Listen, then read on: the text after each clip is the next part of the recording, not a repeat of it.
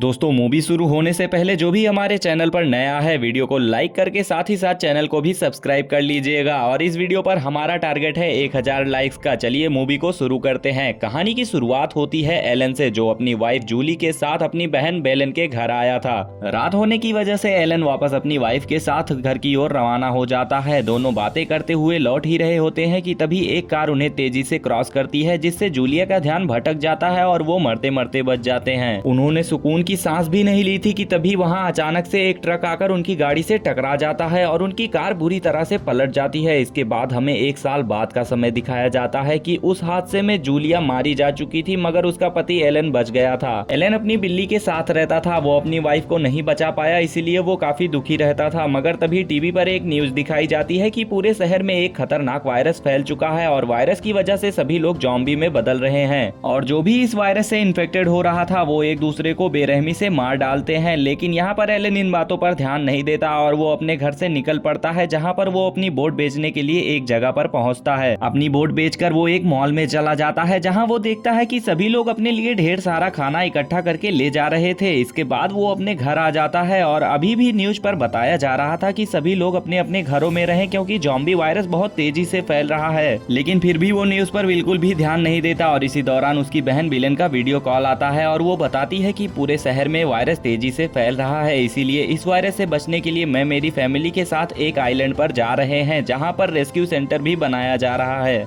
वो उससे कहती है कि तुम भी जल्दी से उस आइलैंड पर आ जाओ, मगर एलन उसे साफ मना कर देता है। लेकिन उसकी बहन उसे जैसे तैसे करके रेस्क्यू आइलैंड पर आने के लिए मना लेती है। अगले ही सुबह वो देखता है कि उसके नेबर्स भी अपना सारा सामान लेकर यहाँ से निकल रहे थे। ये देखकर वो भी डर जाता है और इसीलिए तुरंत ही अपना सारा सामान पैक करके अपनी बिल्ली को लेकर आइलैंड के लिए रवाना हो जाता है। एलन तेजी से एयरपोर्ट पहुंचता है, मगर वहां देखता है कि एयरपोर्ट पर ढेर सारे लोग उसी आइलैंड पर जा रहे थे, जहां पर वो रेस्क्यू सेंटर बनाया जा रहा था। और तभी उसकी नजर ऊपर की तरफ जाती है और वो देखता है कि सारी फ्लाइट्स एक एक करके कैंसिल कर दी जाती हैं और ऐसा होते ही लोगों में अफरा तफरी मच जाती है। इसी दौरान एलन के मोबाइल पर एक इमरजेंसी मैसेज आता है, जिसमें सभी लोगों को अपने घर में रहने के लिए कहा जा रहा था, क्योंकि वायरस तेजी से फैलता जा रहा था। तभी उसकी बहन की कॉल आती है और वो बताती है कि वायरस सिटी में बहुत ही तेजी से फैल रहा है, इसीलिए तुम जल्दी से जल्द घर वापस आ जाओ और बाहर मत निकलना। एलन भागकर अपनी कार में जाता है, लेकिन बाहर सभी लोग अपनी जान बचाकर भाग रहे थे, जिस वजह से पूरे रोड पर जाम लगा हुआ था। वहां से निकलने का कोई भी रास्ता नहीं दिख रहा था, इसीलिए वो अपनी गाड़ी छोड़कर वहां से पैदल ही निकल जाता है। घर पहुंचते पहुंचते उसे रात हो जाती है और पहुंचने के बाद उसके होश उड़ जाते हैं, क्योंकि वहां आर्मी वालों ने उसके नेबर के घर को पूरी तरह से घेर लिया था।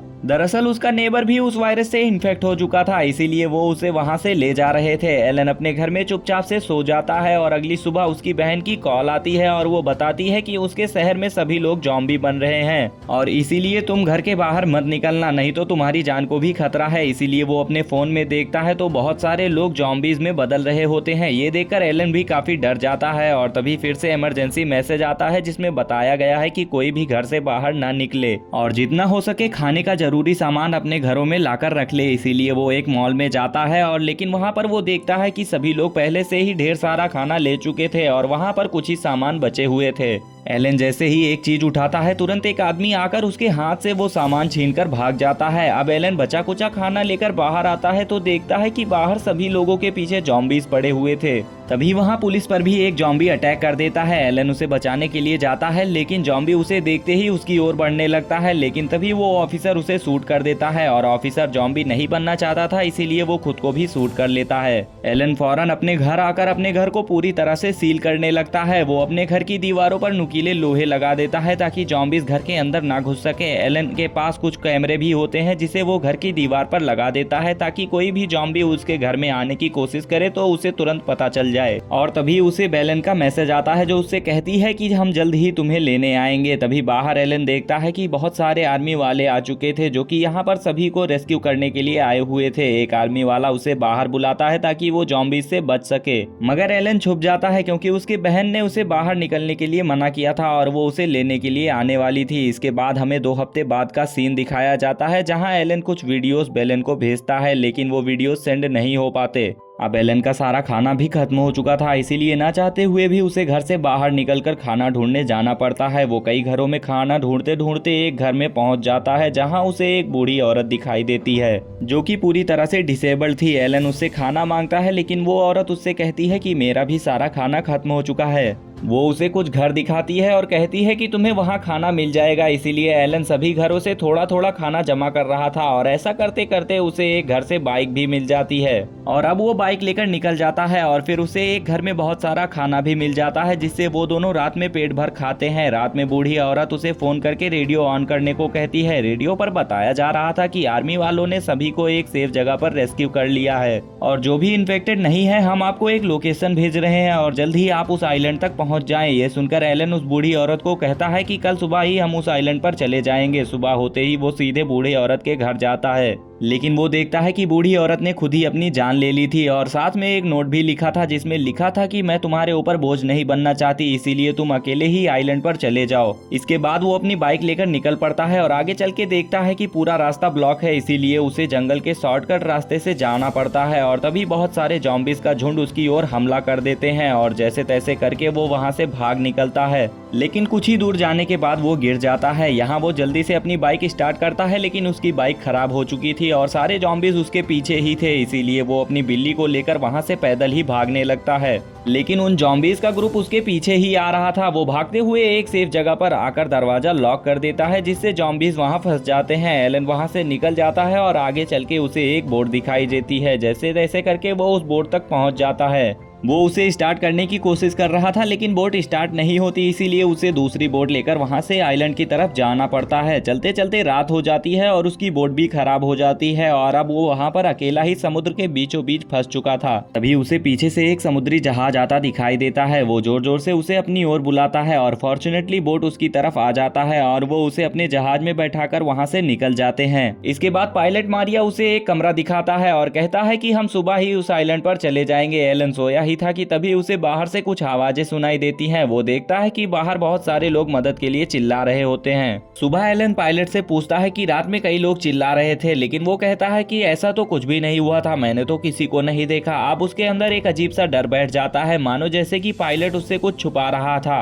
इसीलिए वो उसी रात वहां से भागने का फैसला करता है और जाते हुए उसे वही लोग दिख जाते हैं जो कि उस दिन मदद मांग रहे थे। शिप कमांडर ने उन्हें यहीं पर बंदी बना रखा था। एलन उन्हें खोल ही रहा होता है कि तभी पीछे से एक आदमी गन लेकर आ जाता है। पायलट मारिया उसे गोली चलाने से मना करता है लेकिन वो आदमी उसकी एक भी नहीं सुनता, इसीलिए मारिया उस पर हमला कर देता है और किसी तरह उसे वहीं मार डालता है। फिर वो सभी वहां से निकलकर अपनी बोट पर आ जाते हैं, लेकिन तभी वो लोग उन पर फायरिंग करने लगते हैं। एलन किसी तरह बोट लेकर दूर चला जाता है मगर मारिया को गोली लग जाती है, लेकिन यहाँ पर एलन उसे किनारे ले आता है और तुरंत उसे लेकर हॉस्पिटल की ओर बढ़ता है। गोली लगने की वजह से पायलट मारिया की हालत काफी बिगड़ चुकी थी। एलन थोड़ी ही देर में हॉस्पिटल पहुंच जाता है लेकिन वहां आते ही उसके होश उड़ जाते हैं क्योंकि पूरा शहर खाली हो चुका था और जॉम्बीज उन पर हमला कर देते हैं। वो अपनी गन से जॉम्बीज को मारता है मगर ढेर सारे जॉम्बीज उसकी ओर आने लगते हैं। वो सभी जॉम्बीज को मारकर यहाँ से जल्दी से मारिया को लेकर हॉस्पिटल की ओर बढ़ने लगता है और गोली निकालने के लिए कुछ चीजें ढूंढता है, लेकिन तभी उसे किसी की आवाज सुनाई देती है। वो उस आवाज का पीछा करके एक जगह पहुंच जाता है लेकिन तभी ढेर सारे जॉम्बीज उसकी ओर आने लगते हैं। वो पायलट मारिया को लेने जाता है मगर वो वहाँ से गायब था। इसी दौरान एक औरत उसे कमरे में बुलाती है और उसे अंदर लेकर दरवाजा लॉक कर देती है। एलन को वहाँ पर एक औरत और 3 बच्चे भी मिलते हैं। डॉक्टर मारिया की गोली निकालने के लिए उसे वार्ड में ले जाती है और उसकी जान बचा लेती है। इसके बाद एलन उससे कहता है कि हम यहाँ पर हेलीकॉप्टर लेने आए थे, इसीलिए नर्स उसे एक जगह पर लेकर जाती है जहाँ हेलीकॉप्टर के चारों ओर बहुत सारे जॉम्बीज का झुंड मंडरा रहा था।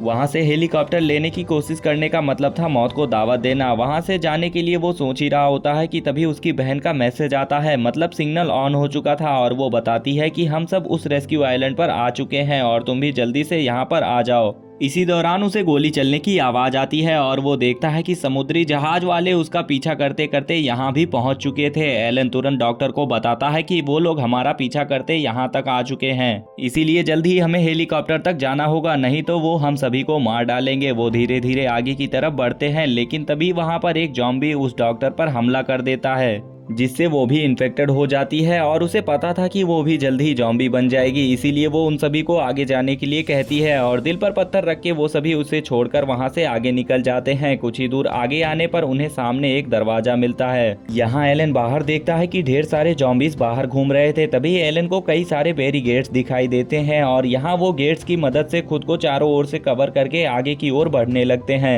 वो सभी जॉम्बीज से बचकर आगे बढ़ ही रहे होते हैं कि तभी वो एक पत्थर से टकरा जाते हैं, जिस वजह से हजारों जॉम्बीज उन पर हमला कर देते हैं। यहाँ वो सभी किसी तरह जॉम्बीज से बचने की कोशिश कर रहे थे, लेकिन जॉम्बीज की संख्या बहुत ही ज्यादा थी जिनसे लड़कर निकलना नामुमकिन था। तभी नर्स गेट के ताले को तोड़ देती है, जिससे बच्चे और वो पायलट सीधा हेलीकॉप्टर में बैठ जाते हैं। इधर एलन भी किसी तरह गेट को लॉक कर देता है और वो भी हेलीकॉप्टर में बैठ जाता है, लेकिन हेलीकॉप्टर स्टार्ट नहीं हो रहा था और जॉम्बीज भी उनकी ओर बढ़ने लगते हैं। ये देखकर एलन बाहर उतरकर जॉम्बीज को मारने लगता है और तभी वो हेलीकॉप्टर भी स्टार्ट हो जाता है, लेकिन तभी वो समुद्री डाकू भी उन्हें रोक लेते हैं। लेकिन एलन तुरंत ही उस गेट को खोल देता है और सारे जॉम्बीज उन पर हमला कर देते हैं। इसी मौके का फायदा उठाकर पायलट मारिया हेलीकॉप्टर उड़ा देता है। नर्स एक सीढ़ी फेंकती है और एलन भी बच जाता है और फिर वो वहां से निकल जाते हैं। थोड़ी दूर जाने के बाद उसकी बहन की कॉल आती है और वो कहता है कि मैं तुम्हारे पास आ रहा हूँ, लेकिन वो उसे मना कर देती है और कहती है कि यहाँ सब कुछ तबाह हो चुका है। और ये सुनकर एलन के होश उड़ जाते हैं और ये मूवी यहीं पर खत्म हो जाती है। आखिर कैसे खत्म होगा ये जॉम्बी वायरस जानने के लिए आप सभी को देखना होगा मूवी का पार्ट 2। और अगर आप सभी मूवी का पार्ट 2 देखना चाहते हो तो कमेंट में लिख दे पार्ट 2 और फटाफट से वीडियो को लाइक करके चैनल को सब्सक्राइब कर दे। मिलते हैं ऐसी ही रोमांचक कहानियों के साथ अगली वीडियो में।